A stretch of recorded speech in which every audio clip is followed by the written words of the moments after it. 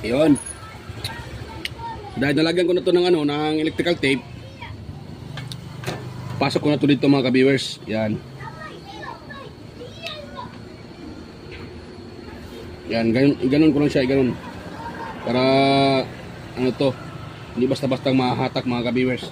Tapos hindi lang ito, lagyan ko pa to ng ng tawag diyan.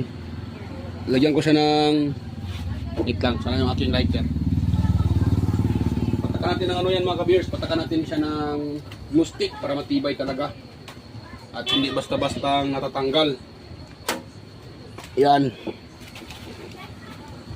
Yan, patakan natin ng mga ka-viewers, mag-glue stick. Para matibay yung ating gawa at hindi tatanggal-tanggal.